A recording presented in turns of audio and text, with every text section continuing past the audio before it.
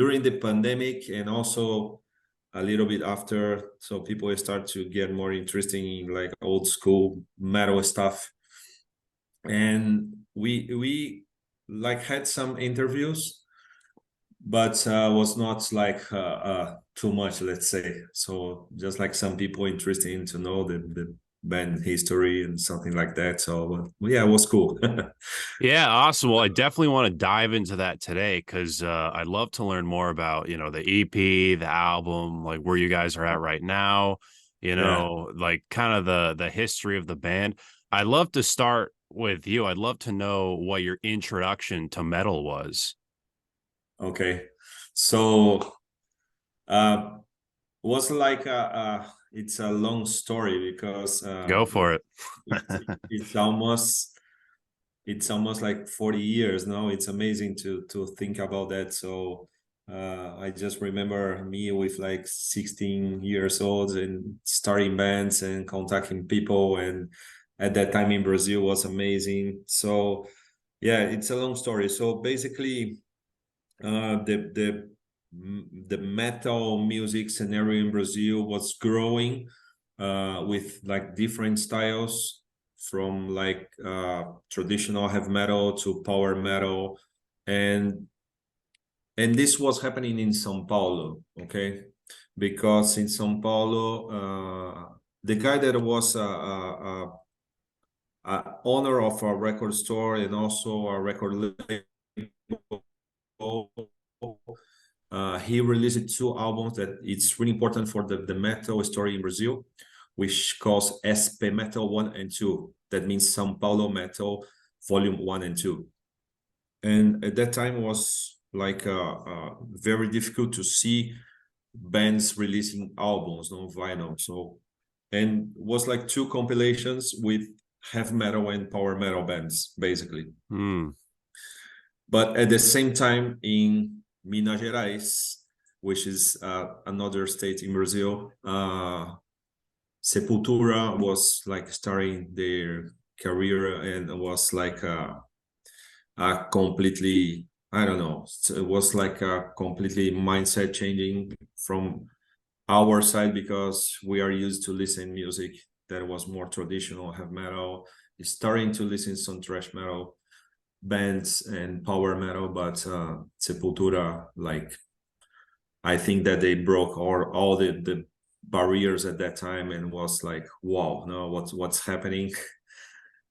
But what's for me, it's interesting, and you of course can realize that in Brazil was really not easy to find people that speaks English well. So we were like neo undertowns, you know, it's like cavemen. So and if you listen like the two first albums from Sepultura, you can realize that. So, but of course we want to sing the songs in English, because like the big market was not in Brazil, was like in US or Europe. And the guitarist from our bands, the rhythm guitar, he was very close to the Sepultura guys. So if you see, for example, the Morbid Vision album, and you take like the lyrics, there is a picture in the middle, which is like a passport's picture.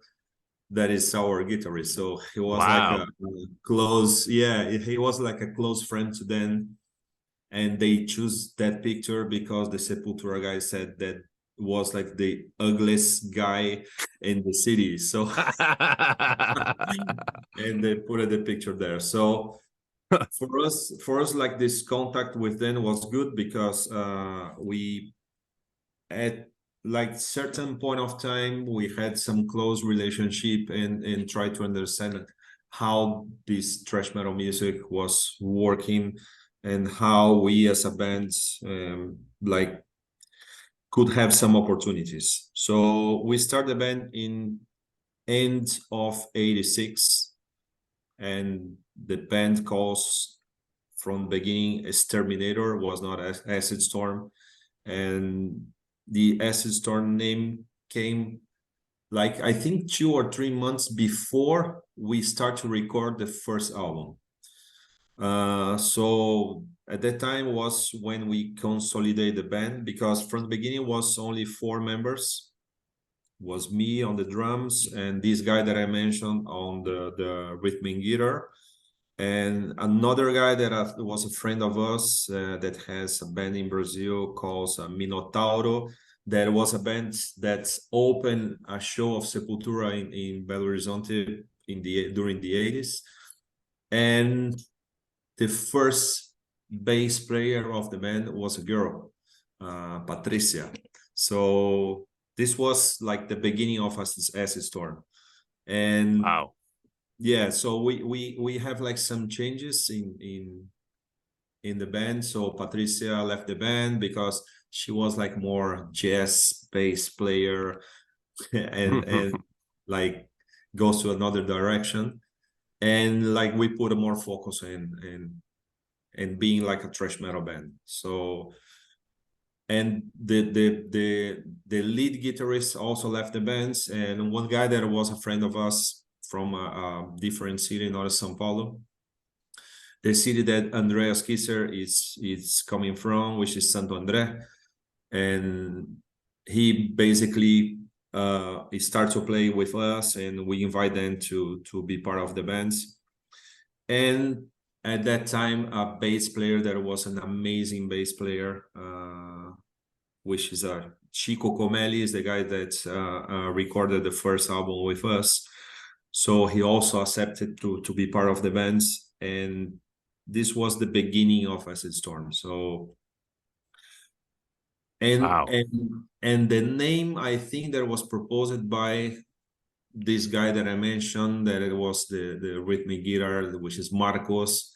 He was a close friend to the Sepultura guys, and he like loves voivodes, and this, I think, if I remember, was a conversation about voivode, about all the design of voivode, and Acid Storm came and was like, okay, this is the name of the band now.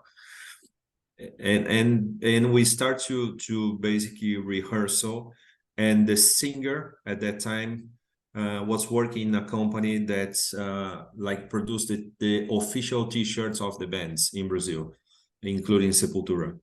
And the owner of this company was interested in like open a label and start to record bands. And this was like the first invitation that we had to basically record the first album. So we didn't have any experience on studio.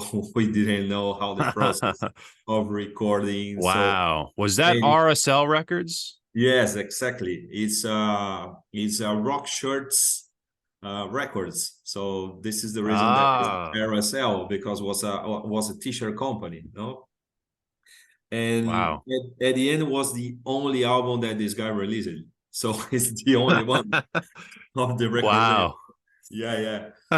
So, and for us was like amazing because, okay, we are going to a studio, we're going to record, like feeling like professional, but at the end, we only had like 36 hours to record everything. And for us was like, wow, it's like all the time that we have in the world it's within these 36 hours, no? So wow. And this is the Dirty Water yes, exactly. EP. And it's an EP, right? Yes, exactly. Okay. It's a 6 songs album, and the cool thing is that it was recorded in Belo Horizonte, in the same studio that Sepultura and all the other bands recorded in Brazil. Wow. So for me, it was like a dream because I had only 18 years old, and basically getting to this studio was a lot of story behind. So bands like Overdose, that was the band that recorded the first split with the Sepultura. So, and Mutilator and Chacal, Holocausto, the first like black metal, or I think there is a black metal, death metal split. There was a Warfare Noise 1 was recorded in this studio.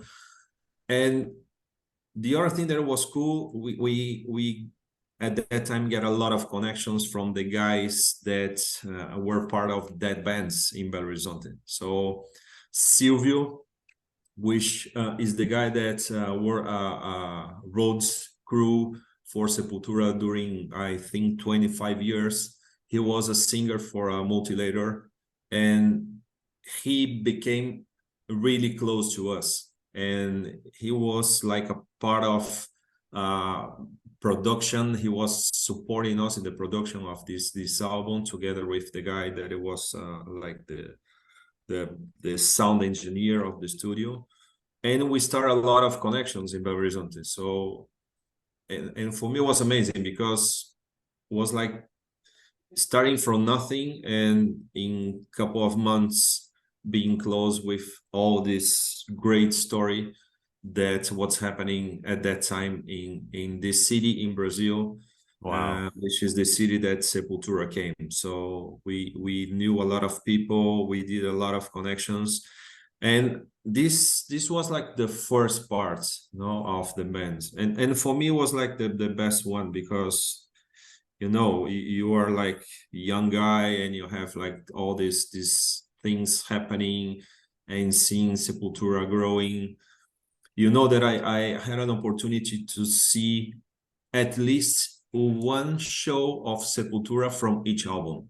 So Wow. I saw Sepultura during the Bestial Devastation, Morbid Visions, Schizophrenia, Beneath the Remains, Arise. I think that was until Chaos AD, Chaos AD, Roots. And after that, of course, they became huge and was like more playing out of Brazil. But I saw at least one show of each album, and Wow. yeah, it was amazing. And the the beginning of Sepultura, the first concerts, I think that was for me not much better than the other ones because it was everything was like super roots, you know, like equipments and places and lights and everything was like do it yourself, you know, Yeah. like like punk mindset. So, and it was super cool, and it was the time that we did a lot of connections in the music scenario and also in Belo Horizonte. The first time that we played live was in São Paulo, opening to Ratos de Porão, but the second time was in Belo Horizonte. So, and we did a lot of gigs in Belo Horizonte with bands from them, and also bands from this like thrash death metal story like Dorsal Atlântica. But basically it was because the connection that we start in Belo Horizonte with all these guys. So Wow. this Walk me through that first show. this was the I'd love to beginning. know. The first show, okay. The first show was in a place in São Paulo at that time that calls Dama Shock, and was a place that a lot of like very important bands played. Was a place for I don't know 3,000 people, and at that time was considered one of the best place to concerts, not to show. So because had a good equipment, also lights, and for me it was really cool because at that time Ratos de Porão was doing like more crossover. No, sound was different than the beginning. That was 100% like punk rock, starting hardcore. They were like more crossover, and including, I think that this started with the relationship that they had with Sepultura. So Mm. the albums were more like sounding like thrash metal, but it was super crossover. And the manager of Ratos de Porão, he started to be in contact with thrash metal bands to open the shows of Ratos de Porão. So I remember the day exactly, was April 14th, 1999. Wow. And this was a Saturday, yes, because on Friday was Friday 13th, and a band of a friend of us opened the concert for Ratos de Porão because it was 2 nights, and the second night was us. No, we had opportunity to open the show, and it was super cool because also, you know, from the beginning, this kind of like punk rock scene and metal scene, there was not so good relationship, so always like fighting, but it was exactly the time that we start to get like more close relationship. And it was good to see the audience, because the audience was like punk rock guys and hardcore scene, and also these people that was starting to listen crossover, and a lot of like metal guys, headbangers, and was full. Our first concert was like full of people, so was That's super cool. awesome. Yeah, the only thing is that we only had like 6 songs to play, you know, so was like, I don't know, 25 minutes of like full adrenaline, and I remember exactly, I think that every fucking second at that time of this concert, because I was of course on the back, like seeing the audience, seeing the bands, and the guys that I at that time I had a close relationship. One of them is a friend of mine that fortunately passed away like 2 years ago. He was a road crew for Ratos de Porão, and after that he started to work with Sepultura during the two biggest tours, that was Chaos AD and Roots. He was Wow. Igor Cavalera road crew, and this was the beginning of everything in Brazil, no? And this is story also between like punk rock and thrash metal scene, and it was super cool. So it was like more, I think, a helpful relationship between the bands. There is no like competition, and this was changing. After that, this was changing. So during the 90s was like the second chapter that for me was like, I don't know, like sweet and sour, you know. Yeah, for a lot of thrash bands, well, every thrash band, the 90s definitely changed a lot of things. Yeah. I'd love to know. So, talking about the debut record, I'd love to know how you guys got signed to Metal Maniac Records.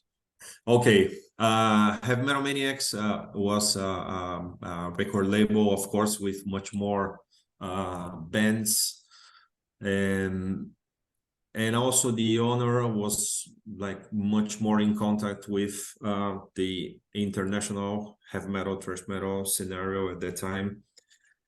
And for us was like a surprise, because after we recorded the first album, the EP, the bass player left the band, and he started to play with a band in Brazil that calls MX, which is MX, and it's an amazing band. Also, is a thrash metal band. Was very recognized in Brazil. They open a lot of concerts for like Testament and thrash metal bands from the Wow.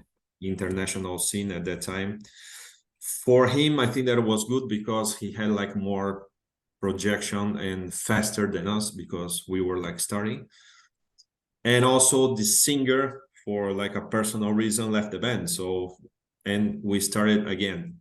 And this new beginning was for me like a little bit weird, because with no intention, we started to do like songs with more prog metal influence, because the singer was like more melodical than the other one, and the bass player was like a guy very connected with bands. I don't know, like, I don't know if you know Watchtower.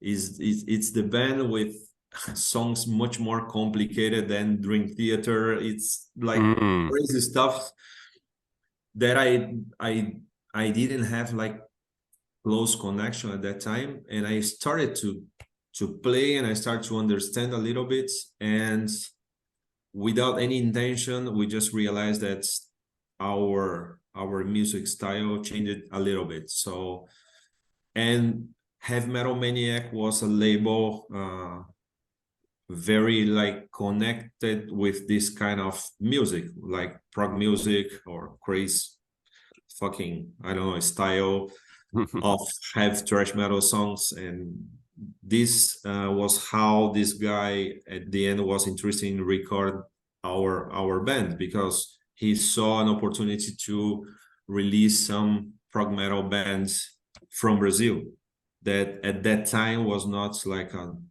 normal, or we didn't have like bands with this style performing.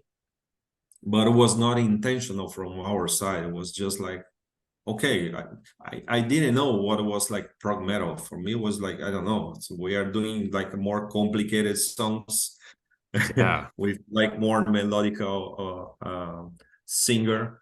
And basically he listened the songs. We record before a demo tape, and he listened like the demo tape, and he said, okay, I want to record this second album in a more professional way, because we had like 3 times more than the first time in the studio.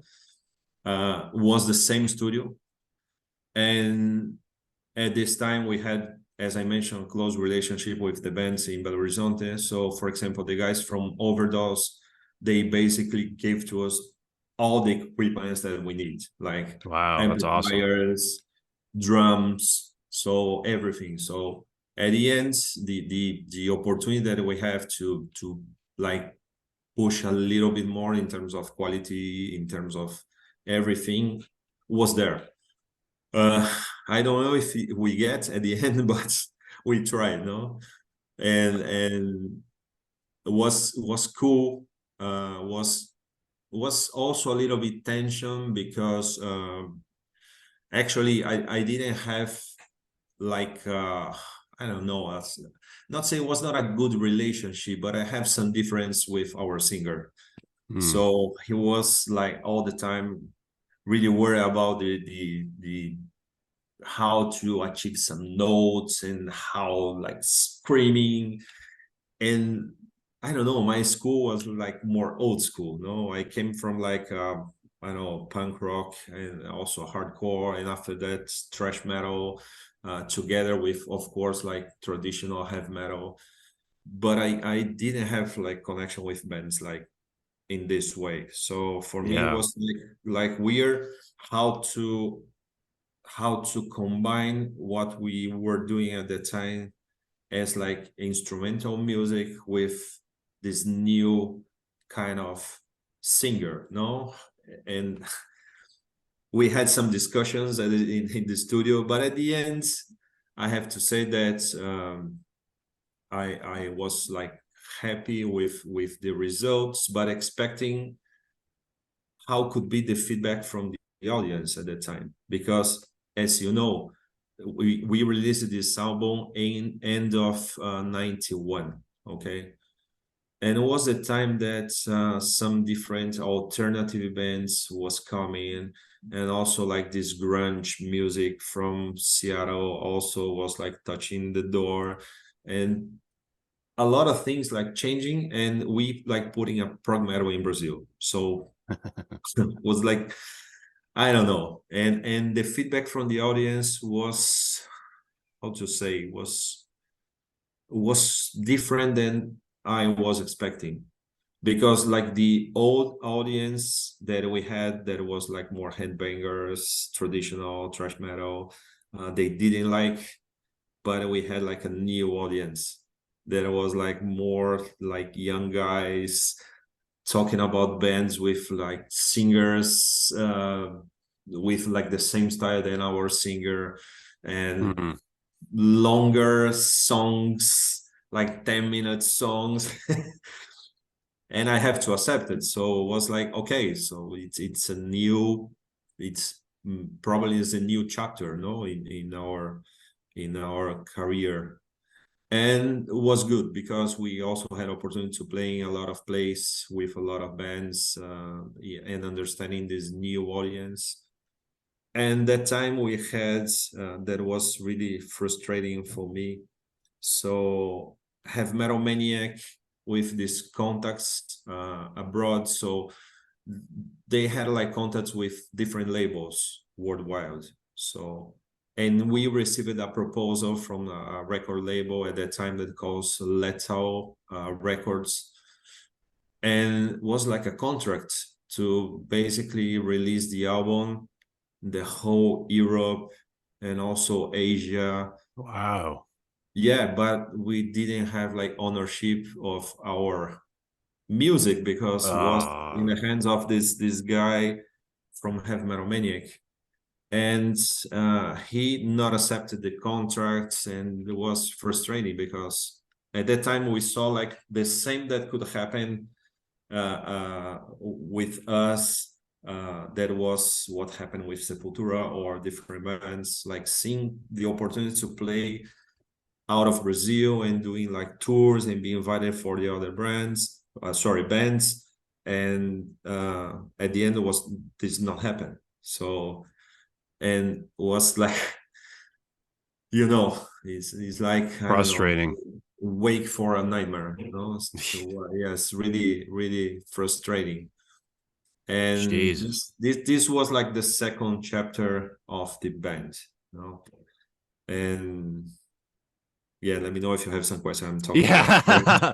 No, well, listen, man, you've answered so many questions already just talking. This is exactly what I wanted. The Cool. more you can give about this band, the better. That's so unfortunate. And that happens to so many bands, where the label is just like really takes over and completely screws over a band. Is that still the case? Is that label, or is there still a contract? Is the music owned by someone else? No, I think that it was more like the thing that I mentioned. I what I felt at that time is that the guy was feeling like the owner of the bands and trying to protect, and for me was like losing an opportunity also to him in how to expand the label, but it was not accept. So we had like a contract with him that I think there was 5 years contracts, and also I think there was 5 years contract, Wow. three albums, and yeah, we also pay for our mistake, let's say, no. And but I think there was at that time a normal things that could happen in Brazil because the bands didn't have like experience. So just like signing contracts and thinking about to be like Sepultura. And so this is at the end of what's happened. So yeah. Well, any musician who's like young, gets any kind of label interest, it will jump at it. Being a part of a label is so exciting. Yeah, But exactly. unfortunately, in that era, like the 80s and 90s, labels were just so abusive and just like took so much advantage of bands. And in every, like, even new wave of British heavy metal too, like it was just terrible.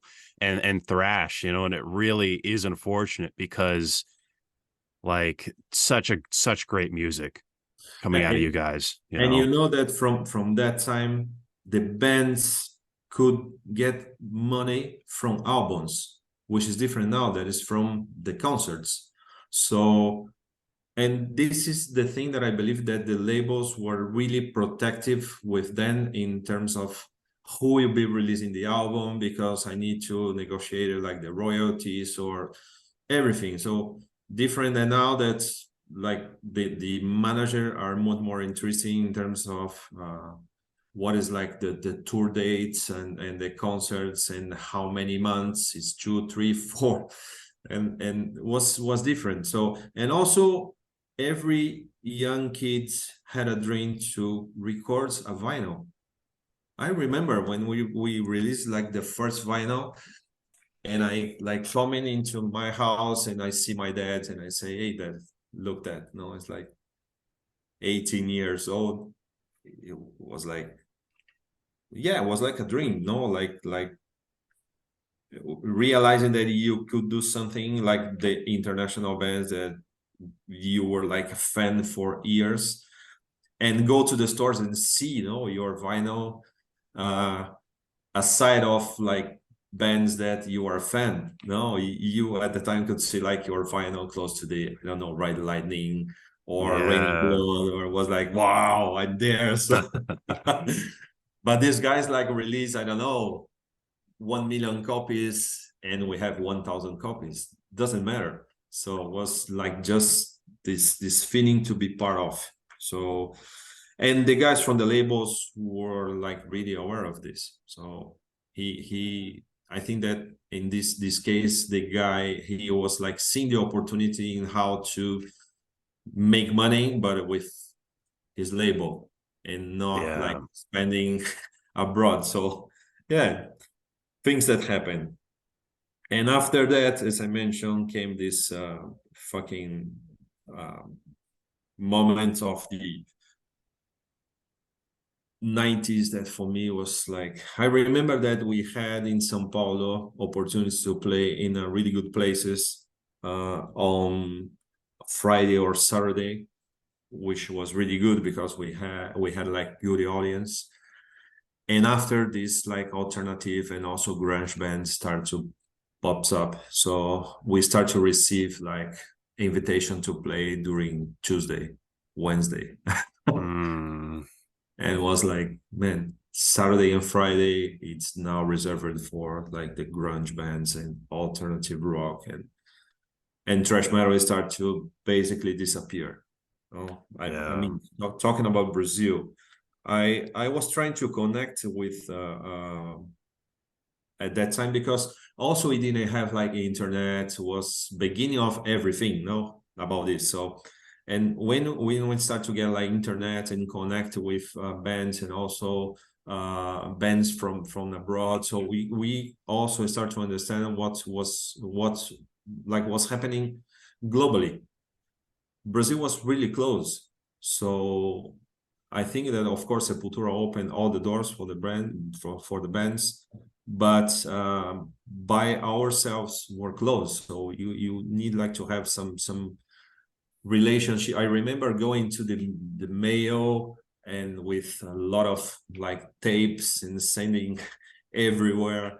So when, for example, we had like a comment on a Metal Force magazine, I remember it was like, man, so I sent this tape 6 months ago, and just now we are having like this. No, it's completely different than today. Wow. So today, in a couple of minutes or seconds, you can have like comments from your bands in social media, or I mean everywhere.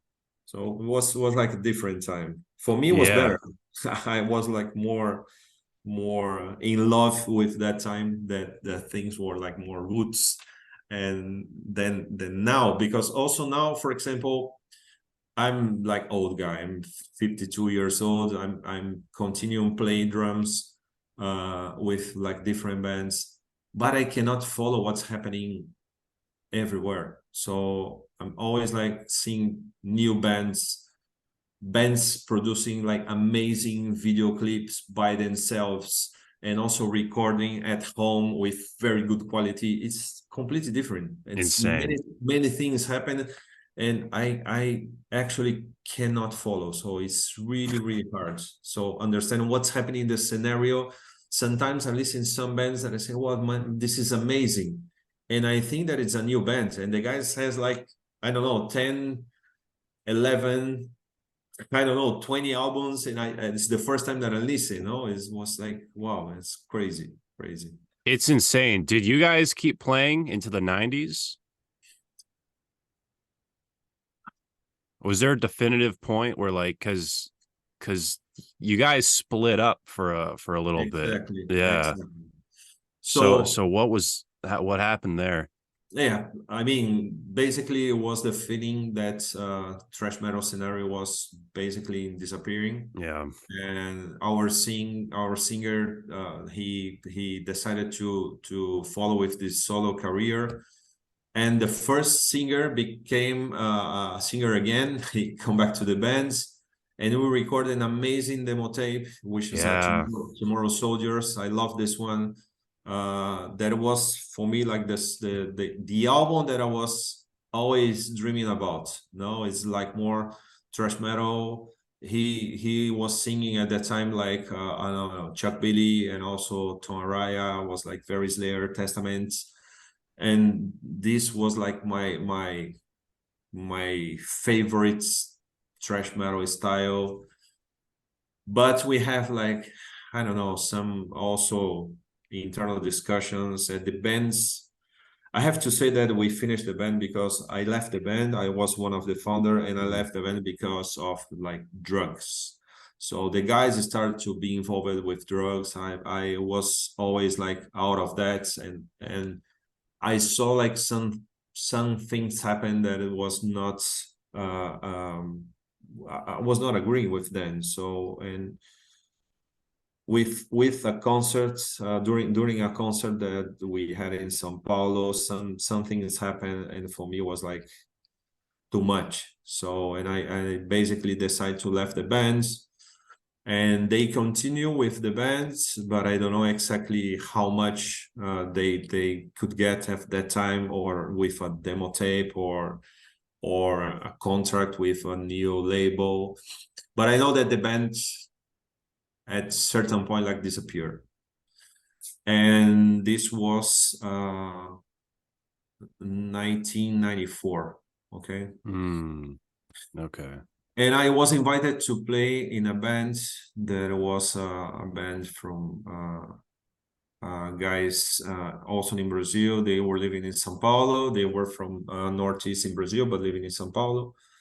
And it's a band, it's an amazing band that calls Avalon, and I love it, like the history from them, and also the first album, which is also is in a split album with another band from Northeast.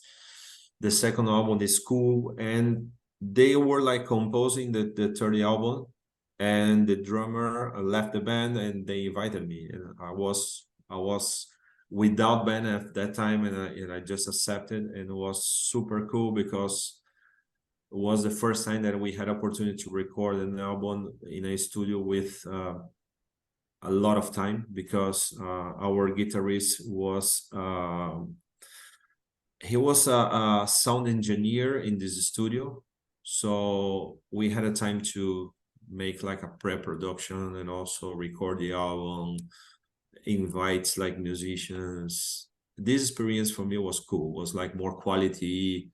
We had like this beginning of digital recording, so it's cool.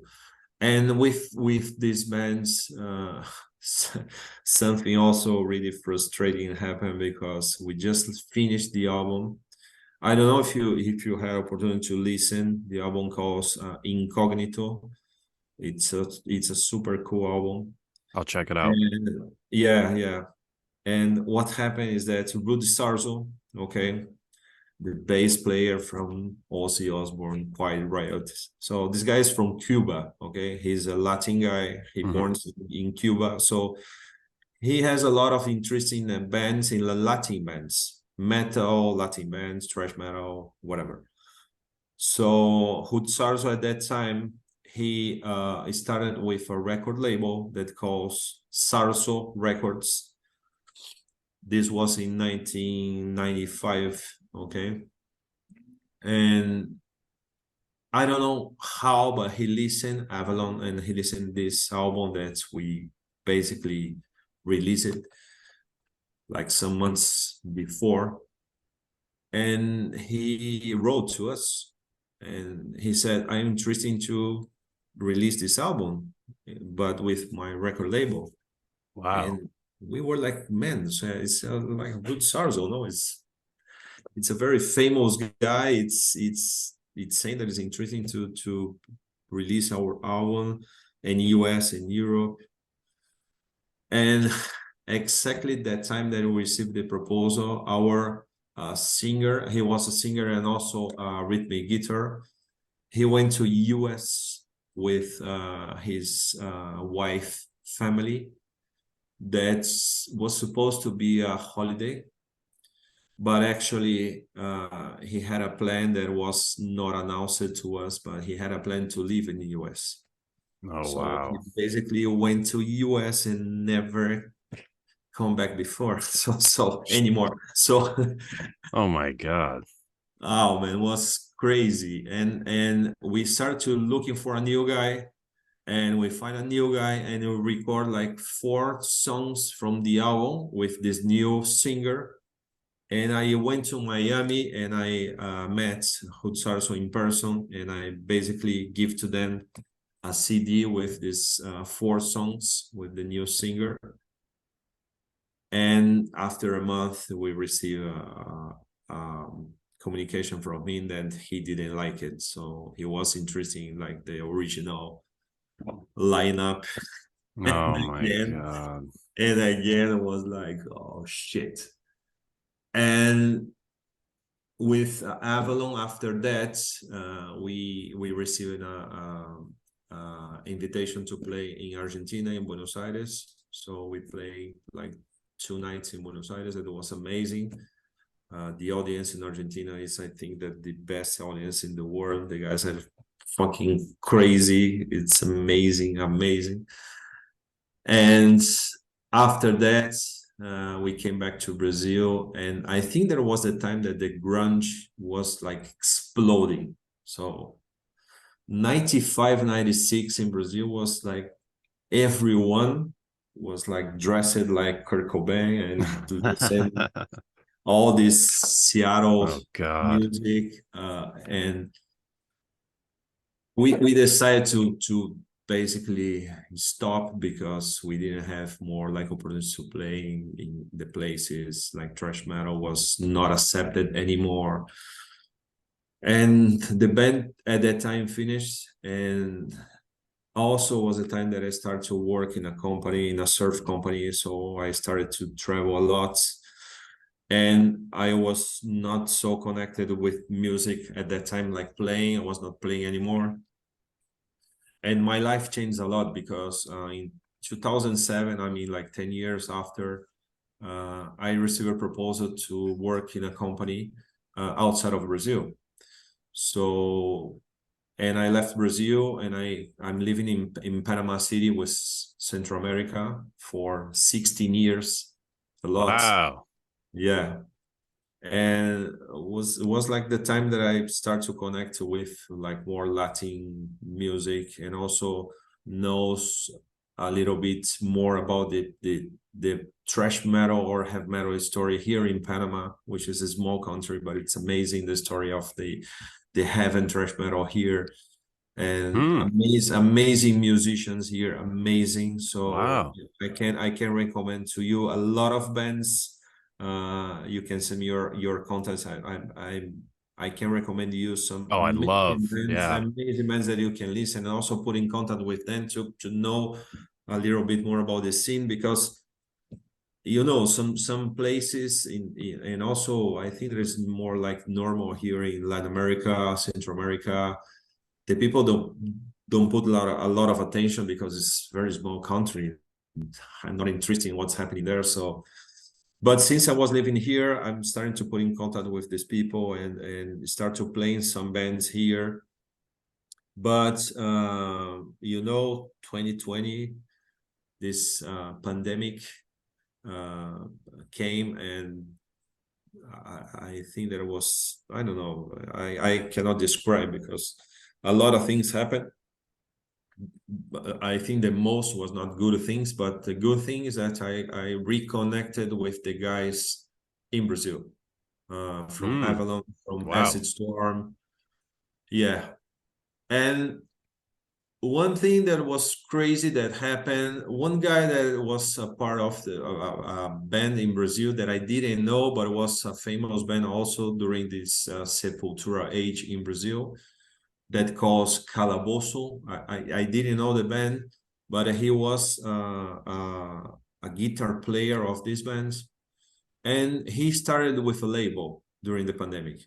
And the idea of him was like recording compilations with bands from 80s, from 90s, and also inviting bands from different countries in America and also in Europe. And he get in contact with me. I don't remember exactly why, but I start to talk with him about the bands in Panama. And basically how this is how he started the first compilation. So the first compilation was a conversation between me and him, and I said, I can put again Avalon and Acid Storm active to record some songs because we need to do something. So we are I have a studio in my home, and I have like the facility to record. So I have my drum sets all set up with all the microphones.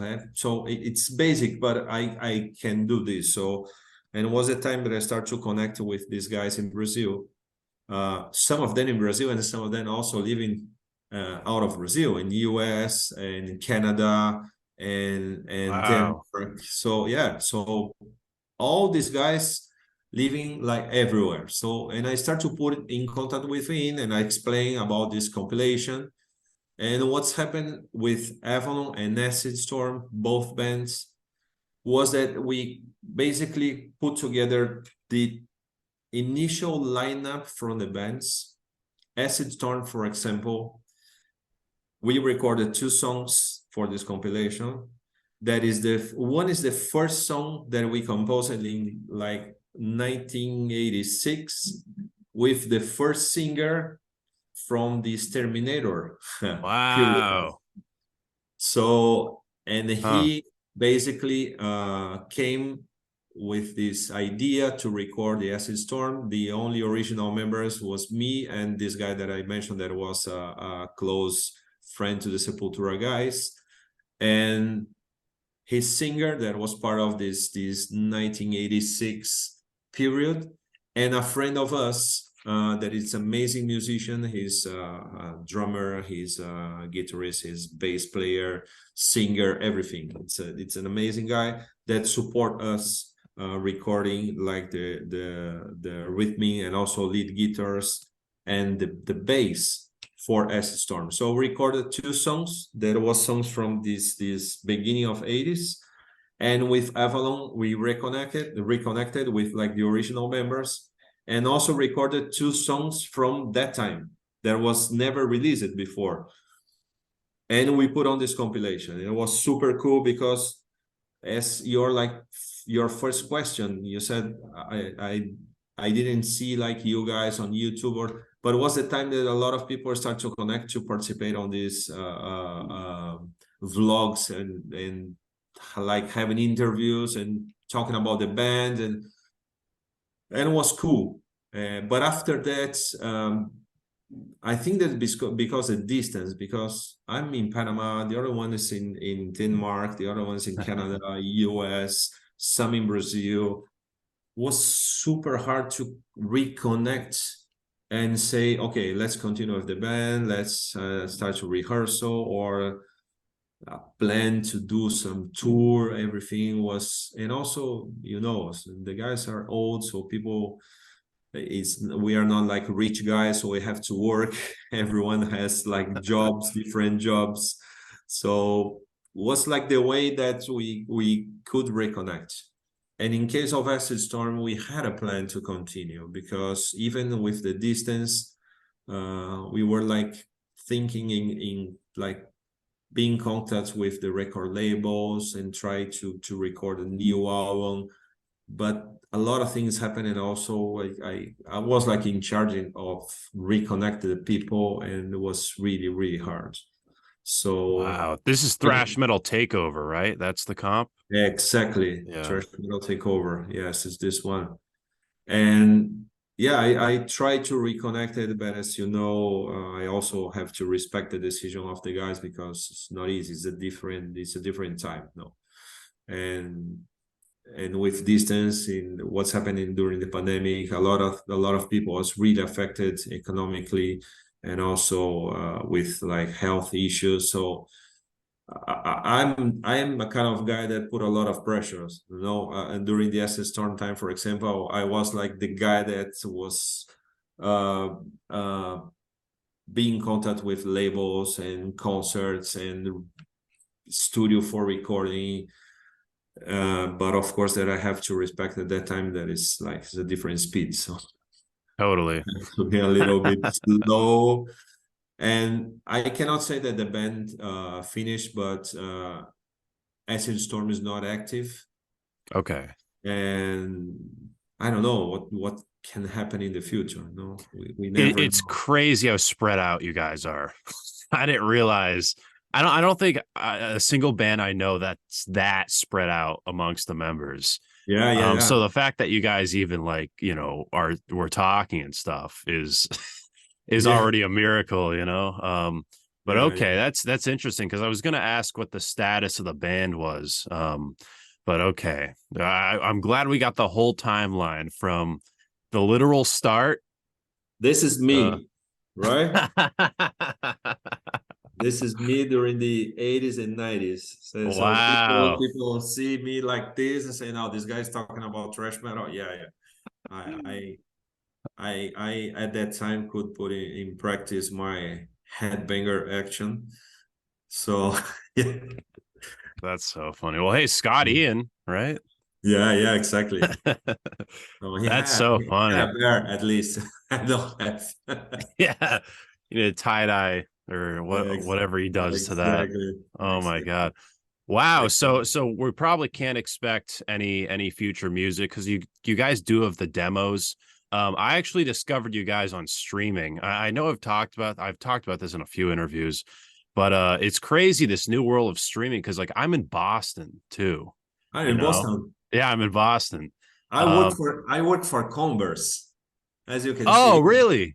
Yeah, Oh, yeah. yeah, there you go. Wow. Oh my God. And the headquarters is in Boston. So yeah, yeah. Wow. Are you in when's the last time you've been in Boston? No, in Boston, actually, I've been in Boston before because I worked for Adidas before. Oh, So okay. my reason that I came to Panama was an invitation to work for Adidas. All my career Oh. was about apparel, accessories, and footwear. So I worked for a surf company, Billabong. After Billabong, I started to work for Adidas, and I came to Panama, and I travel a lot to Europe because the headquarters of Adidas is in Germany. But the first time that I went to Boston was a meeting that we had in a Reebok headquarters that was also in Boston. So, but I started to work Wow. for Converse actually 1 month before the pandemic. So, and I never had opportunity to travel to Boston working for Converse. So maybe, I don't know, next year. But Well, let me know. We'll do this in person next time. yeah, of course. That's Of awesome. course. What was the last show Acid Storm ever played? The Do you last remember show. that year? Yeah, I think that was 1992. Okay. Wow. Jeez. And it was amazing. That was in Belo Horizonte. Yes, it was 1992, was Belo Horizonte, and was open for Dorsal Atlântica and The Mist. The Mist is the band that Jairo Guedes, that was the first guitar player of Sepultura together with Max. So he left Oh, Sepultura wow. and he started this band, which is amazing, amazing. And yeah, we opened to them. And this was like the last big concert because I'm now trying to remember also when our singer came back, so we did some gigs, but like small ones, and it was until 93, let's say. The biggest one was this one in 92. Maybe like the last ones were 93, but it was like a small gigs. Hmm. Okay. And yeah, it was like the last time that we performed live. Wow. Well, I'm really glad that the band still lives on because, like, I'm in my 20s in Boston and discovered you guys on streaming. That's kind of what's cool about streaming now is Yeah, you can yeah. kind of just go down a rabbit hole and discover all these other thrash bands. So it's really cool that it's international. You know what I Exactly. mean? And Exactly. that we can even like have this conversation right now. Yeah, and how was your first like impression when you listen to songs and I don't know, getting like more information about the band that is from 80s. It's from Brazil. How was your feeling about that? Well, I hit you up, so I think that that captures it. But I loved it, man. Like Yeah. again, like even the sci-fi, like Voivod technical thrash elements, I love. Oh, It's cool. such an underrated band, and it's really cool how you're like active on the Instagram. I was like, there's no way I'm gonna be able to get in contact with this band. But it was cool, that you're still like, sharing stuff, reposting Yeah, people yeah. sharing the album because like there are a lot of fans of this band, and I'm trying to do my part, kind of spread the word. It's a fantastic discography, and these Cool, cool. demos are great. So thank you so much, man, for doing this. It's been such a Oh, great of discussion. course, of course. And just like be in contact, because I can also send to you stuff that I have. I've seen that you have a lot of things in your in your place, so Some I say love I'm a that as well. collector. Yeah, cool, cool. So yeah, so I'm also I was like responsible to to take care about everything about that as a storm at the time. So for example, I have all these posters from the concerts. So I have all the magazines. I have like the first designs that I did because at that time I'm also like designer for the t-shirts. For the two first Terminator t-shirts, I have like the original ones, and many things also like the demo tapes, original ones. So let me know, I can send things to you because Please, yeah. I really love to share this because as I said, it's like almost 40 years, and it's good to see that it's people is still interested in the story of the band and what's happening.